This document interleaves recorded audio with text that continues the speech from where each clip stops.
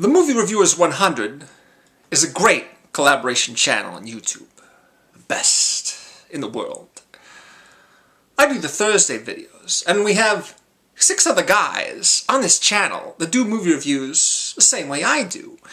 We pick a theme, we could be an actor, could be a director, could be genre. You never know. You never know from one week to the next what you're going to get.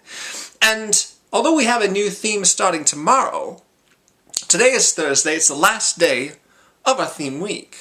So it's up to me to wrap up and tell you a little bit more about an actor and one of the films that he appeared in. The actor in question, his name escapes me, but I'm sure you know him. And I'm sure that you would be very interested in seeing the videos that have been done by the other guys in this channel.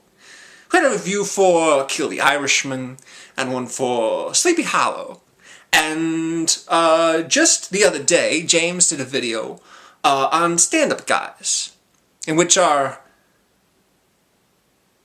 focused actor here co-starred with Al Pacino and Alan Arkin. Plus, Suicide Kings, a movie I'd seen in a long time, but has a great cast, and I'm looking forward to seeing it again very soon.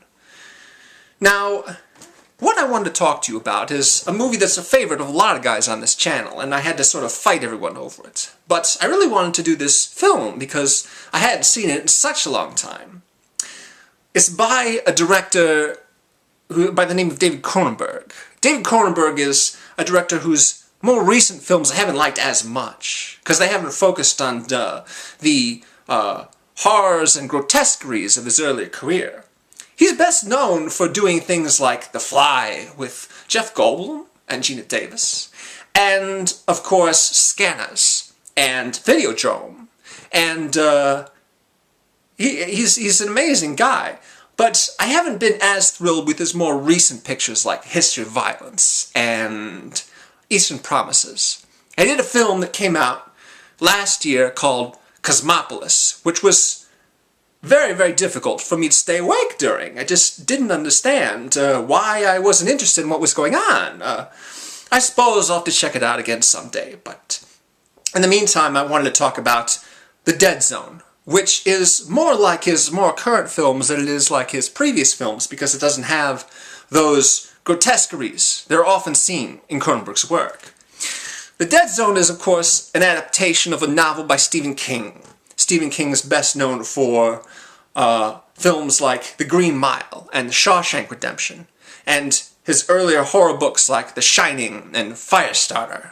I've seen many of the films that have been based on his books. I've also read quite a number of his books as well, especially when I was in high school.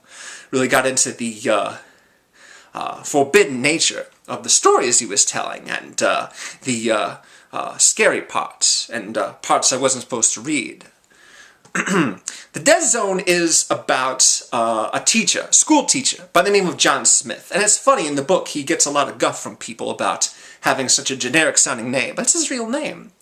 He's a school teacher in New England, and he's in love with one of the other teachers at his school, who's played by Brooke Adams from the Donald Sutherland version of Invasion of the Body Snatchers. And one day, after they spend a day, the afternoon out, having a good time, enjoying life, he drops her off at her house and he drives home, but on the way, an 18-wheeler truck full of milk crashes in the road in front of him, and he collides with it in a not very well conceived stunt sequence, but never mind. What happens is he gets banged up so badly that he gets put in a coma for 5 years, and when he wakes up, his whole life has fallen apart, of course. In the 5 years that he's been unconscious in his bed, he doesn't have a job at the school anymore. The girl he was in love with, she met another man and married him and now has an infant son. Life is more or less ruined for him. And to top thing, and make things even worse, he finds that he has a special ability, something that he can't explain, but it frightens him and people around him a great deal. When he touches a person, when he puts his hand on their skin, he can see things. He has visions. He has nightmare-like visions of terrible things that could happen to them. For example, when he's in the hospital, he touches the nurse's hand and he sees that her daughter is trapped in the house. It's on fire. She's huddled against the corner, crying out for a mound. There's nothing that anything can be done, but as it turns out, what he's seeing was the future. When he tells the nurse what he saw, she calls the police and the fire department and he can get there in time to save the girl. Whereas in the vision, the girl was very, very, very close to being burned alive. Now, John has more visions. He can put his hand on an object or maybe even a dead body and learn things about the person. He tracks down a serial killer for a sheriff played by Tom Skerritt. And he has a vision of a boy falling through the ice and drowning in a lake during a hockey game. A lot of people are put off by this ability, but some people, of course, want to use his ability to help themselves or, occasionally, the good of others. And things really start picking up steam when John Smith comes into contact with a politician by the name of, who's played by Martin Sheen. And I love Martin Sheen in this movie. He's terrific. He's very, very outgoing. And the first thing he says in the first scene that we see him in, he walks outside in the morning and says, "My God, what a glorious day." It's a great performance from him. Great performance. I also wanted to mention another character in the film, the father of a boy who Christopher Walken is tutoring. Since he can't get a job teaching in a school, he starts tutoring. And the father's played by a man named, I can't remember this fellow's name either, but he was in Living Daylights. License to Kill. It's a James Bond movie. James Bond. And his head exploded in the pressure chamber. I want to say his name is Bud Cort, but that's not right. It's something else. I'm terrible with that sometimes. He was in The Matrix Reloaded as well. Anyway, what happens is John Smith comes into contact with the politician, played by Martin Sheen, and he has a vision. He has a vision that Martin Sheen is going to do something terrible that's going to affect millions, if not billions, of people all over the world.